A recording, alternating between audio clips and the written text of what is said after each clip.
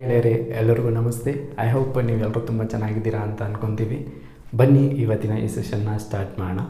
ಇವತ್ತಿನ ಸೆಷನ್ನಲ್ಲಿ ತುಂಬ ಇಂಪಾರ್ಟೆಂಟ್ ಆಗಿರ್ತಕ್ಕಂಥ ಮಾಹಿತಿ ಏನಪ್ಪ ಅಂದರೆ diet plan for the physical examination ಅಂತ. ಯಾರೆಲ್ಲ PSI PC ಎಕ್ಸಾಮ್ಗೆ ಪ್ರಿಪೇರ್ ಆಗ್ತಿದ್ದೀರೋ ಅವ್ರಿಗೆ ಫಿಸಿಕಲ್ ಅಂತೂ ಇದ್ದೇ ಇರುತ್ತೆ. ಅಂಥ ಅಭ್ಯರ್ಥಿಗಳು ತಮ್ಮ ಎಂಡ್ಯೂರೆನ್ಸ್ನ, ಸ್ಟಾಮಿನಾನ, ಎನರ್ಜಿನ ಬಿಲ್ಡ್ ಮಾಡಲಿಕ್ಕೆ ಯಾವ್ಯಾವ ಪ್ರಿಕಾಷನ್ಸ್ನ ತೊಗೋಬೇಕು, ಯಾವ ರೀತಿ ಫುಡ್ನ ತೊಗೋಬೇಕು ಅಂತ ಕ್ಲೀನಾಗಿ ಈ ಸೆಷನ್ನಲ್ಲಿ ತಿಳಿಸ್ಕೊಡ್ತೀವಿ. ಹಾಗಾದರೆ ಬನ್ನಿ ಗೆಳೆಯರೆ, ಸ್ಟಾರ್ಟ್ ಮಾಡೋಣ ಇವತ್ತಿನ ಈ ಸೆಷನ್. ಫಸ್ಟ್ ನೋಡಿ, ಏನಪ್ಪ ಅಂತ ಹೇಳಿದ್ರೆ, ಕೆಲ ಅಭ್ಯರ್ಥಿಗಳು ಮಾರ್ನಿಂಗ್ ಟೈಮಲ್ಲಿ ರನ್ನಿಂಗು ಪ್ರಾಕ್ಟೀಸ್ ಮಾಡ್ತೀರಾ, ಕೆಲವೊಬ್ಬರು ಈವ್ನಿಂಗ್ ಟೈಮಲ್ಲಿ ರನ್ನಿಂಗ್ ಪ್ರಾಕ್ಟೀಸ್ ಮಾಡ್ತೀರಾ. ಅಂದರೆ ಫಿಸಿಕಲ್ ಆ್ಯಕ್ಟಿವಿಟಿ, ಫಿಸಿಕಲ್ನ ಪ್ರಾಕ್ಟೀಸು ಮಾರ್ನಿಂಗ್ ಮಾಡ್ತೀರಾ, ಇಲ್ಲಾಂದರೆ ಈವ್ನಿಂಗ್ ಮಾಡ್ತೀರಾ ಅಲ್ವಾ? ಹಾಗಾದರೆ ಅಂಥ ಅಭ್ಯರ್ಥಿಗಳಲ್ಲಿ ಮಾರ್ನಿಂಗ್ ಇದು ಪ್ರಾಕ್ಟೀಸ್ ಮಾಡ್ತಾರಲ್ಲ, ಅವ್ರಿಗೆ ಫಸ್ಟ್ ಏನು ಮಾಡಬೇಕಂತ ಹೇಳಿದ್ರೆ, ಬಿಫೋರ್ ರನ್ನಿಂಗ್ ಏನು ತೊಗೋಬೋದು ಅಂತ ಹೇಳಿದ್ರೆ, ಬನಾನಾ ತೊಗೋಬೋದು. ನೀವು ಬನಾನಾ ತೊಗೋಬೋದು, ಇಲ್ಲಾಂದರೆ ಕಾಫಿ ತೊಗೋಬೋದು, ಇಲ್ಲಾಂದರೆ ಚಾಕ್ಲೇಟ್ ಡಾರ್ಕ್ ಚಾಕ್ಲೇಟ್ ಅಂತ ಬರುತ್ತೆ, ಅದನ್ನು ತೊಗೋಬೋದು. ಓಕೆ, ಇದು ಅಥವಾ ಇದು. ಬನಾನಾ ತಗೊಳ್ಳೋದ್ರಿಂದ ಬೆನಿಫಿಟ್ಸ್ ಏನಪ್ಪ ಅಂತ ಹೇಳಿದ್ರೆ ನೋಡಿ, bananas are very great source of carbohydrates and potassium and they are easily digestible ಅಂತಕ್ಕಂಥದ್ದು. ಬನಾನಾಗಳು ತುಂಬಾ ಈಸಿಯಾಗಿ ಡೈಜೆಸ್ಟ್ ಆಗುತ್ತೆ. ಹಾಗೆಯೇ ಕಾರ್ಬೋಹೈಡ್ರೇಟ್ಸ್ ಇರುತ್ತೆ ಇದರಲ್ಲಿ, ಪೊಟ್ಯಾಷಿಯಮ್ ಸಮೇತ ಇದರಲ್ಲಿರುತ್ತೆ. ನಿಮಗೆ ಎನರ್ಜಿನ ಪ್ರೊವೈಡ್ ಮಾಡುತ್ತೆ. ಬಿಫೋರ್ 10 ಮಿನಿಟ್ಸ್ ತೊಗೋಬೇಕು. ಬಿಫೋರ್ 10 to 15 ಮಿನಿಟ್ಸ್ ನೀವು ರನ್ನಿಂಗ್ ಮಾಡೋಕ್ಕೆ ಪ್ರಾಕ್ಟೀಸ್ ಮಾಡ್ತಾ ಇದ್ದೀರಾ ಅಂದರೆ, ಇವಾಗೇನು ಹೋಗ್ತೀನಿ ರನ್ನಿಂಗ್ ಮಾಡೋಕ್ಕಂದರೆ ಒಂದು 15 ಮಿನಿಟ್ಸ್ ಬಿಫೋರು ಇದರಲ್ಲಿ ಯಾವುದಾದ್ರೂ ಒಂದನ್ನು ತೊಗೋಬೇಕು, ಎಲ್ಲನೂ ತೊಗೊಳಂಗಿಲ್ಲ. ಅರ್ಥ ಆಯ್ತಾ? ಕಾಫಿ ತೊಗೋಬೋದು, ಕಾಫಿಯಿಂದ ಅಲರ್ಜಿ ಇದು ಅದು ಇದೆ ಅಂದರೆ ಬನಾನಾ ತೊಗೋಬೋದು ನೀವು. ಅರ್ಥ ಆಯ್ತಾ? ನೆಕ್ಸ್ಟ್ ಇದಾದ ನಂತರ ನೀವು ಏನು ಮಾಡ್ಬೋದು ಅಂತ ಹೇಳಿದ್ರೆ, ಬ್ರೇಕ್ಫಾಸ್ಟ್ಗಿಂತ ಮುಂಚೆ ಇವಾಗ ನಿಮ್ಮ ಫಿಸಿಕಲ್ ಆ್ಯಕ್ಟಿವಿಟಿ ಮುಗ್ದಿರುತ್ತಲ್ಲ, ಎನರ್ಜಿ ಬ್ರೇಕ್ ಡೌನ್ ಆಗಿರುತ್ತೆ. ಅರ್ಥ ಆಯ್ತಾ? ಎನರ್ಜಿ ಲೋ ಫೀಲ್ ಮಾಡ್ತಾ ಇರ್ತೀರಾ ನೀವು. ಅಂಥ ಟೈಮಲ್ಲಿ ನೀವೇನು ತೊಗೋಬೋದು ಅಂತ ಹೇಳಿದ್ರೆ, ಸಿಟ್ರಸ್ ಫ್ರೂಟ್ಸ್ನ ತೊಗೋಬೋದು. ಸಿಟ್ರಸ್ ಫ್ರೂಟ್ಸ್ ಅಂದರೆ ಯಾವ್ದು ಅಂತ ಹೇಳಿದ್ರೆ, ನಿಂಬೆ ಬರುತ್ತೆ, ನಿಂಬೆ, ಕಿತ್ತಳೆ ತಗೋಬೋದು.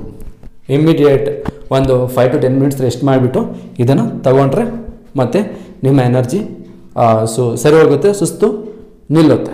ಓಕೆ, ಅದಾದ ನಂತರ ನೀವು ಒಂದು 1 hour, ಒಂದು ಹಾಫ್ ಆನ್ ಅವರ್ ಬಿಟ್ಕೊಂಡು ಬ್ರೇಕ್ಫಾಸ್ಟ್ ತೊಗೋಬೇಕಾಗುತ್ತೆ. ಬ್ರೇಕ್ಫಾಸ್ಟ್ನಲ್ಲಿ ಯಾವತ್ತೇ ಆಗಲಿ ನೀವು ಹೆವಿ ಫುಡ್ನ ತೊಗೋಬಾರ್ದು. ಲೈಟ್ ಫುಡ್ನ ತೊಗೋಬೇಕಾಗುತ್ತೆ ಬ್ರೇಕ್ಫಾಸ್ಟ್ನಲ್ಲಿ. ನೋಡಿ, ಇಲ್ಲಿ ಇಡ್ಲಿ ಅಥವಾ ಓಟ್ಸ್ ಅಂತ ಬರುತ್ತೆ. ಓಟ್ಸ್ ಆಲ್ಮೋಸ್ಟ್ ಅಲ್ಲಿ ನೀವು ಜಿಮ್ಗೆ ಹೋಗ್ತಾ ಇದ್ರೆ ಓಟ್ಸ್ ಬಗ್ಗೆ ನಿಮಗೆ ತಿಳಿದಿರುತ್ತೆ ಮ್ಯಾಕ್ಸಿಮಮ್. ಜಿಮ್ಗೆ ಹೋಗ್ತಿಲ್ಲ ಅಂದ್ರೂ ಸಾಕಷ್ಟು ಜನ ಡೈಟಿಷಿಯನ್ಸು, ಡಾಕ್ಟರ್ಸು ಓಟ್ಸ್ನ ರೆಫರ್ ಮಾಡ್ತಾರೆ. ಮತ್ತು ಇದು ಇಡ್ಲಿ ಇದೆಲ್ಲ, ಇಡ್ಲಿ ಅಂತ ನಿಮ್ಗೆಲ್ರಿಗೂ ಗೊತ್ತಿರುತ್ತೆ. ಇದರಲ್ಲಿ ಯಾವುದಾದ್ರೂ ಒಂದನ್ನು ತಗೋಬೋದು. 6 ಆಪ್ಷನ್ಸ್ ಕೊಡ್ತಾ ಇದ್ದೀವಿ. ಅರ್ಥ ಆಯ್ತಾ? ಬ್ರೇಕ್ಫಾಸ್ಟ್ನಲ್ಲಿ ಲೈಟ್ ಫುಡ್ಡೇ ಇರಬೇಕು. ಲೈಟ್ ಫುಡ್ ಇದ್ದರೆ ಆ್ಯಕ್ಟಿವ್ ಆಗಿರಲಿಕ್ಕೆ ಸಾಧ್ಯ ಆಗುತ್ತೆ, ಮತ್ತು ಸ್ಟಡೀಸ್ ಕಡೆ ಗಮನ ಹರಿಸ್ಲಿಕ್ಕೂ ಸಾಧ್ಯ ಆಗುತ್ತೆ. ನೀವು ಅಬ್ಸರ್ವ್ ಮಾಡಿರ್ಬೋದು, ಮಧ್ಯಾಹ್ನದ ಹೊತ್ತು ಸ್ವಲ್ಪ ಹೆವಿ ಊಟ ತಿಂದುಬಿಟ್ರೆ ನಿದ್ದೆ ಬಂದುಬಿಡುತ್ತೆ, ಹೊಟ್ಟೆ ಎಲ್ಲ ಊದ್ಕೊಂಡಿರೋ ಥರ ಫೀಲ್ ಆಗುತ್ತೆ. ಏನು ಕೆಲಸ ಮಾಡೋಕ್ಕೆ ಮಂಕ್ ಥರ ಇರುತ್ತೆ. ಅದಕ್ಕೋಸ್ಕರ ನಾವು ಬ್ರೇಕ್ಫಾಸ್ಟ್ನಲ್ಲಿ ಆಲ್ವೇಸ್ ಪ್ರತಿಯೊಬ್ಬರು ಲೈಟ್ ಫುಡ್ನೇ ತಗೋಬೇಕಾಗುತ್ತೆ. ಓಕೆ, ಇದಾಗಿದ ತಕ್ಷಣ ನೆಕ್ಸ್ಟ್ ಏನಪ್ಪ ಅಂದರೆ ಲಂಚ್. ಲಂಚ್ ಟೈಮ್ ಆಗುತ್ತಲ್ವಾ, ಈ ಲಂಚ್ ಟೈಮಲ್ಲಿ ನೀವು ಏನು ರೆಗ್ಯುಲರ್ ಆಗಿ ಮೀಲ್ ತೊಗೊತಾ ಇದ್ದೀರೋ ಅದನ್ನು ತಗೊಳ್ಳಿ. ಬಟ್ ಅದರಲ್ಲಿ ಕೆಲವೊಂದು ಪ್ರಿಕಾಷನ್ಸ್ನ ತಗೋಬೇಕಾಗುತ್ತೆ. ಪ್ರಿಕಾಷನ್ಸ್ ಯಾವ ರೀತಿ ಅಂತ ನಾನು ಮುಂದೆ ಹೇಳ್ತೀನಿ. ಇದಾದ ನಂತರ ಡಿನ್ನರ್ ಸಮೇತ ಆ್ಯಸ್ ಯೂಶುವಲ್ ನೀವೇನು ತೊಗೊತಾ ಇದ್ದೀರೋ ಡಿನ್ನರ್ ಅದನ್ನೇ ತಗೋಬಹುದು. ಓಕೆ, ಮತ್ತೆ ಇವಾಗ ಕೆಲವೊಬ್ರು ಈವ್ನಿಂಗ್ ಪ್ರಾಕ್ಟೀಸ್ ಮಾಡ್ತಾರೆ. ಓಕೆ, ಏನೋ ಮೇ ಬಿ ಜಾಬ್ ಇರುತ್ತೋ, ಇಲ್ಲಾಂದ್ರೆ ಏನೋ ಒಂದು ಪರ್ಸನಲ್ ಪ್ರಾಬ್ಲಮ್ಸಿಂದ ಮಾರ್ನಿಂಗ್ ಮಾಡೋಕ್ಕಾಗಲ್ಲ ಅಂದ್ಕೊಳ್ಳಿ. ಈವ್ನಿಂಗ್ ಒಂದು 5 ಗಂಟೆ ಅಥವಾ 6 ಗಂಟೆ ಆ ಮಧ್ಯೆ ಪ್ರಾಕ್ಟೀಸ್ ಮಾಡ್ತಾರೆ ಫಿಸಿಕಲ್ಗೆ. ಆವಾಗ ಅವ್ರ ರೂಟೀನ್ ಹೆಂಗಿರಬೇಕಂದ್ರೆ, ನೋಡಿ, ಫಸ್ಟ್ ಅವ್ರದ್ದು ಮಾರ್ನಿಂಗ್ ಬ್ರೇಕ್ಫಾಸ್ಟು ಲೈಟ್ ಫುಡ್ಡಿಂದ ಸ್ಟಾರ್ಟ್ ಆಗಬೇಕು. ಇದಾದ ನಂತರ ಅವ್ರದ್ದು ಲಂಚ್ ಸೇಮು, ಅವರು ಯಾವ ರೀತಿ ಲಂಚ್ ರೆಗ್ಯುಲರ್ ಮೀಲ್ಸ್ ತೊಗೊತಾರೋ ಅದೇ ರೀತಿ ತೊಗೋಬೋದು. ಈವನ್ ಡಿನ್ನರ್ ಸಮೇತ ಅದೇ ರೀತಿ ತೊಗೋಬೋದು. ಆದರೆ ಇವಾಗ ನೋಡಿ, ಬಿಫೋರ್ ರನ್ನಿಂಗ್ ಸ್ಟಾರ್ಟ್ ಮಾಡೋಕ್ಕೆ ಮುಂಚೆ ನೀವು ಸೇಮ್ ಆಗಲೇ ಹೇಳಿದ್ವಲ್ಲ, ಬನಾನಾ ಅಥವಾ ಕಾಫಿ ಅಥವಾ ಡಾರ್ಕ್ ಚಾಕ್ಲೇಟ್. ಓಕೆ, ಇದರಲ್ಲಿ ಯಾವುದಾದ್ರೂ ಒಂದು ತಗೋಬೇಕಾಗುತ್ತೆ ಬಿಫೋರ್ 10 to 20 ಮಿನಿಟ್ಸ್. ಇವಾಗೇನು ನಾನು 20 ಮಿನಿಟ್ಸ್ ಆದ ನಂತರ ನಾನು ರನ್ನಿಂಗ್ ಸ್ಟಾರ್ಟ್ ಮಾಡ್ತೀನಿ ಅಂದರೆ ಅವಾಗ ಒಂದು ಬನಾನಾ ತಗೋಬೋದು, ಸೊ ಕಾಫಿ ತಗೋಬೋದು, ಇಲ್ಲಾಂದರೆ ಡಾರ್ಕ್ ಚಾಕ್ಲೇಟ್ನ ತಗೋಬೋದು. ಸೊ ಮತ್ತು ಆಫ್ಟರ್ ರನ್ನಿಂಗ್ ಆಗಲೇ ಹೇಳಿದ್ವಲ್ಲ ಸಿಟ್ರಸ್ ಫ್ರೂಟ್ಸ್ ಅಂತ. ಸಿಟ್ರಸ್ ಫ್ರೂಟ್ಸ್ನಲ್ಲಿ ಏನಿರುತ್ತೆ, ರಿಕವರಿ ಚೆನ್ನಾಗಾಗುತ್ತೆ ಇದರಲ್ಲಿ, ಅರ್ಥ ಆಯ್ತಾ.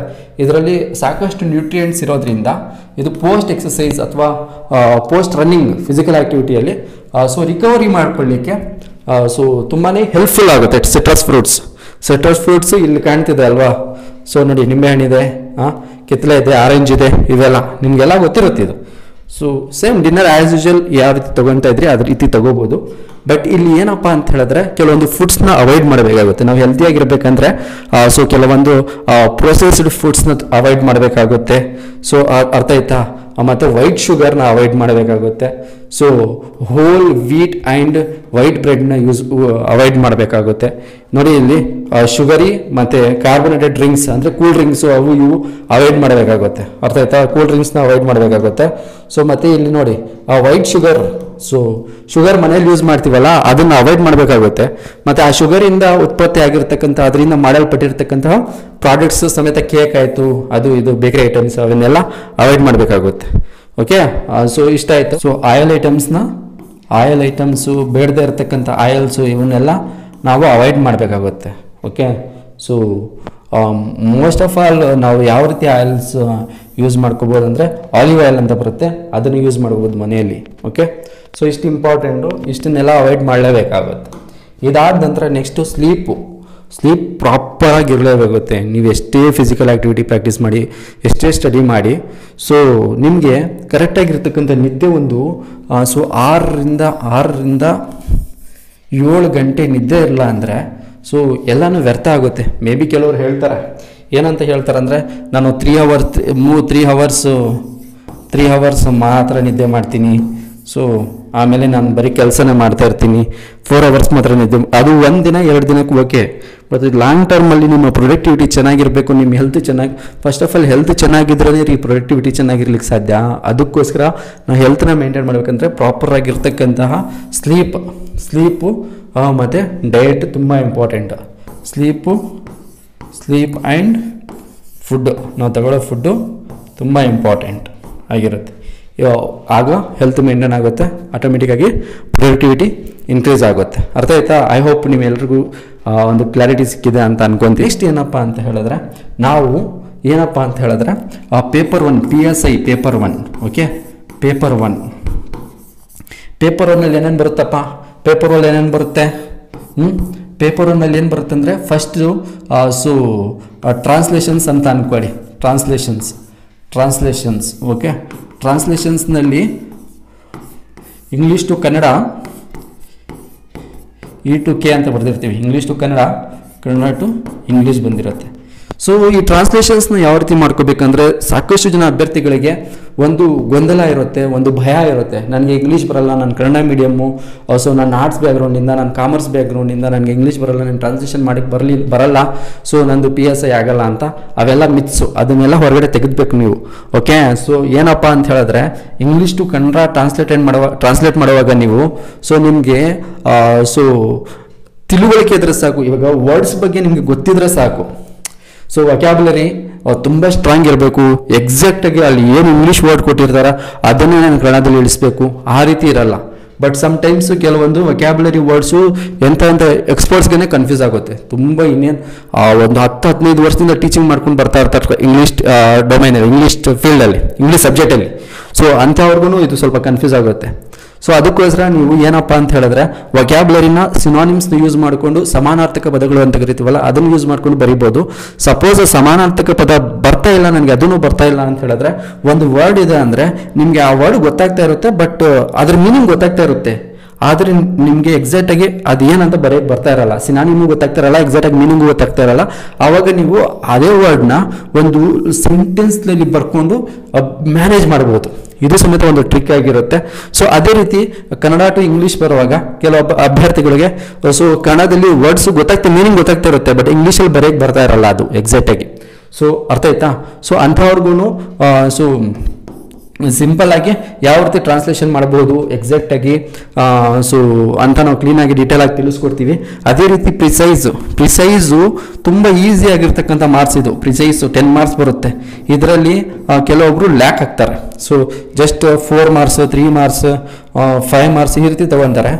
ಸೊ ಅಲ್ಲಿ ಸ್ಕೋರ್ ಅಬ್ವಿಯಸ್ಲಿ ಕಮ್ಮಿ ಆಗೇ ಆಗುತ್ತೆ. ಓಕೆ, ಅದಕ್ಕೋಸ್ಕರ ಇದನ್ನು ನಾವು ಎಕ್ಸಾಕ್ಟಾಗಿ ಪ್ರಿಸೈಸ್ ಯಾವ ರೀತಿ ಮಾಡಬೇಕು ಅಂತಕ್ಕಂಥದ್ದನ್ನು ನಾವು ತಿಳಿಸ್ಕೊಡ್ತೀವಿ. ಹಾಗೆಯೇ ಇನ್ನೊಂದು ಎಸ್ಸೆಗಳು ಇಲ್ಲಿ ಏನಪ್ಪ ಅಂತ ಹೇಳಿದ್ರೆ ಎಸ್ಸೆ ಪ್ರಬಂಧ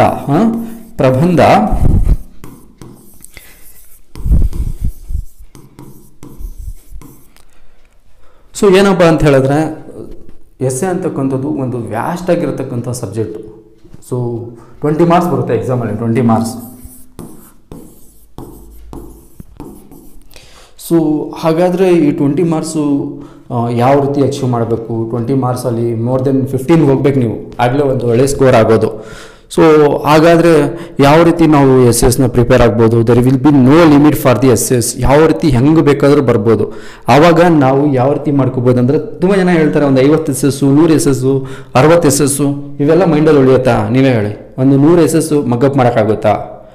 50 SS ಮಗ್ಗಪ್ ಮಾಡೋಕ್ಕಾಗುತ್ತಾ? ಇಲ್ಲ. ಅದಕ್ಕೋಸ್ಕರ ನಾವು ಏನು ಮಾಡಬೇಕಂದ್ರೆ ಆಲ್ರೆಡಿ ಸೊ ನಾವು ನಮಗೆ ಸಬ್ಜೆಕ್ಟ್ಸ್ ಬಗ್ಗೆ ನಾವು ಡೀಪಾಗಿ ಓದ್ತಾ ಇರ್ತೀವ. ಸ್ಟ್ಯಾಟಿಕ್ ಪಾರ್ಟ್ GK ಅಂತೂ ನಮಗೆ ಗೊತ್ತಿರುತ್ತಾ? ಸೊ ಮತ್ತು ಕರೆಂಟ್ ಅಫೇರ್ಸ್ ಅಂತೂ ನಾವು ಸ್ಟಡಿ ಮಾಡ್ತಾನೆ ಇರ್ತೀವ. ಸೊ ಸ್ವಲ್ಪ ಕಾಮನ್ ಸೆನ್ಸ್. ಓಕೆ, ಇದನ್ನೆಲ್ಲ ಆ್ಯಡ್ ಮಾಡಿಕೊಂಡ್ರೆ ಇವುಗಳನ್ನ ಯೂಸ್ ಮಾಡಿಕೊಂಡು ಇದರಲ್ಲಿ ನಾವು SS ಬರಿಬೋದು. ಸೊ ಮತ್ತು ಕೆಲವೊಂದು ಕರೆಂಟ್ ಇಶ್ಯೂಸ್ ಇರುತ್ತೆ, ಅದೆಲ್ಲ ಕರೆಂಟ್ ಅಫೇರ್ಸ್ನೆಲ್ಲ ಬರುತ್ತೆ. ಕರೆಂಟ್ ಇಶ್ಯೂಸ್ ಇರುತ್ತೆ. ಸೊ ಕರೆಂಟ್ ಇಶ್ಯೂಸ್ C ಅಂದರೆ ಕರೆಂಟ್ ಇಶ್ಯೂಸ್ ಸೇಮ್. ಸೊ ಅವನ್ನೆಲ್ಲ ಯೂಸ್ ಮಾಡಿಕೊಂಡು ಯಾವ ರೀತಿ SS ಬರಿಬೋದು. ಇಲ್ಲಿ ನೋಡಿ, ನಾವು ನಿಮಗೆ 50 SS 100 SS ಕೊಟ್ಬಿಟ್ಟು ಇದನ್ನು ಮಗ್ಗೊಡಿರಿ ಅಂತ ಹೇಳಲ್ಲ. ಅರ್ಥ ಆಯ್ತಾ? ಸೊ ನಾವು ನಿಮಗೆ ಯಾವ ರೀತಿ ಗೈಡ್ ಮಾಡ್ತೀವಂದರೆ, ಯಾವುದೇ ಎಸ್ಸೆ ಬರೀಲಿ ಎಕ್ಸಾಮಲ್ಲಿ ಬರಲಿ ಎಸ್ಸೆ. ಸೊ ಆ ಎಸ್ಸೆನ ನೀವು minimum with valid points 4 to 5 pages ಯಾವ ರೀತಿ ಬರಿಬೇಕು, ಎಕ್ಸಾಮ್ನರು ಯಾವ ರೀತಿ ಸೊ ಇಂಪ್ರೆಸ್ ಆಗಬೇಕು ಎಸ್ಸೆನ, ಇದನ್ನೆಲ್ಲ ಕ್ಲೀನಾಗಿ ಹೇಳ್ಕೊಡ್ತೀವಿ. ಅರ್ಥ ಆಯ್ತಾ? ಎನಿ ಎಸ್ಸೆ ಬರಲಿ ನಿಮಗೆ ಒಂದು ಮೈಂಡ್ ಸೆಟ್ ಅಂಟು ಬಿಲ್ಡ್ ಆಗುತ್ತೆ, ನಾನು ಬರೀಬಲ್ಲೆ ಅಂತ. ಯಾವುದೇ ಎಸ್ಸೆ ಬರಲಿ, ಎಸ್ಸೆಗಳು ಅನ್ಪ್ರಿಡಿಕ್ಟೇಬಲ್. ಇವಾಗ ಬರ್ತಾ ಇರ್ತಕ್ಕಂಥ ಎಸ್ಸೆಗಳು ನಿಮಗೆ ಗೊತ್ತಿದೆ ಅಲ್ಲ ಯಾವ ರೀತಿ ಬರ್ತಾ ಇದೆ ಅಂತ. ಸೊ ಅದಕ್ಕೆ ಏನಪ್ಪ ಅಂದರೆ ಈ ರೀತಿ 100 SS 50 SS ಬರೀ ಅದನ್ನು ಓದ್ಕೊಂಡು ಕೂತ್ಕೊಂಡ್ರೆ ಹೆಂಗೆ? ಸಬ್ಜೆಕ್ಟ್ಸ್ ಇರುತ್ತೆ, GK ಸಬ್ಜೆಕ್ಟ್ಸು, ಸ್ಟ್ಯಾಟಿಕ್ GK ಮತ್ತು ರಿಮೈನಿಂಗ್ ಸಬ್ಜೆಕ್ಟ್ಸ್ ಇರುತ್ತೆ GK ಪೇಪರಲ್ಲಿ. ಸೊ ಅದ್ರ ಬಗ್ಗೆ ಫೋಕಸ್ ಮಾಡಬೇಕು. ಬಟ್ ಆಲ್ರೆಡಿ ನಮ್ಮ ಹತ್ರ ಇರ್ತಕ್ಕಂಥ ಟ್ಯಾಲೆಂಟ್ನ ಯೂಸ್ ಮಾಡ್ಕೊಂಡು ಯಾವ ರೀತಿ SS ಬರೀಬೋದು. ಮತ್ತು ಅದಕ್ಕೊಂದು ಸೊ ಎಕ್ಸಾಮಲ್ಲಿ ಹೋಗಿದ ತಕ್ಷಣ ಡೈರೆಕ್ಟಾಗಿ ಎಸ್ಸೆ ಬರೆಯೋಕ್ಕೆ ಸ್ಟಾರ್ಟ್ ಮಾಡಿಬಿಡ್ಬೇಕಾ? ಸೊ ಯಾವ ರೀತಿ ಅಪ್ರೋಚಸ್ ಇರುತ್ತೆ, ಎಫೆಕ್ಟಿವ್ ಆಗಿ ಕೀವರ್ಡ್ ಮೆಥಡ್ಸ್ ಅಂತ ಬರುತ್ತೆ, ಸೊ ಫ್ಲೋ ಚಾರ್ಟ್ಸ್ ಅಂತ ಇರುತ್ತೆ. ಅವನ್ನೆಲ್ಲ ಯೂಸ್ ಮಾಡಿಕೊಂಡು ಸಿಂಪಲ್ ಆಗಿ ಯಾವುದೇ ಎಸ್ಸೆ ಬರಲಿ, ಒಂದು ನೀವು 7 ರಿಂದ 8 SS ಪ್ರಾಕ್ಟೀಸ್ ಮಾಡಿಬಿಟ್ಟಿದ್ದೀರಾ ಅಂದರೆ ನಿಮ್ಮ ಮೇಲೆ ನಿಮಗೆ ಕಾನ್ಫಿಡೆನ್ಸ್ ಬರಬೇಕು. ಆ ರೀತಿ ನಾವು ಕ್ಲೀನಾಗಿ ಗೈಡ್ ಮಾಡ್ತೀವಿ. ಅರ್ಥ ಆಯ್ತಾ? ಸೊ ಈ ಕ್ಲಾಸಸ್ಸು ಸದ್ಯದಲ್ಲೇ ನಿಮಗೆ ಸ್ಟಾರ್ಟ್ ಆಗ್ತಾ ಇದೆ, ನಮ್ಮ ಈ ಕೋರ್ಸ್ ಲಾಂಚ್ ಆಗ್ತಾ ಇದೆ. ಸೊ ಬೇಕಾದರೆ ನೀವು ಆ್ಯಪ್ ಮಾಡ್ಕೋಬೋದು. ಸೊ ಬೇಕಿದ್ರೆ ನಮ್ಮ ಸಂಖ್ಯೆ ಇದೆ, ವಾಟ್ಸಪ್ ಸಂಖ್ಯೆ 8217880821 ಇದಕ್ಕೆ ಕಾಂಟ್ಯಾಕ್ಟ್ ಮಾಡಬಹುದು. ಅರ್ಥ ಆಗುತ್ತೋ? ವಾಟ್ಸಪ್ಪಲ್ಲಿ. ಸೊ ಹಾಗಾದರೆ ಗೆಳೆಯರೆ, ಮೀಟ್ ಆಗೋಣ ನೆಕ್ಸ್ಟ್ ಸೆಷನಲ್ಲಿ. ಅಲ್ಲಿವರೆಗೂ ಟೇಕ್ ಕೇರ್.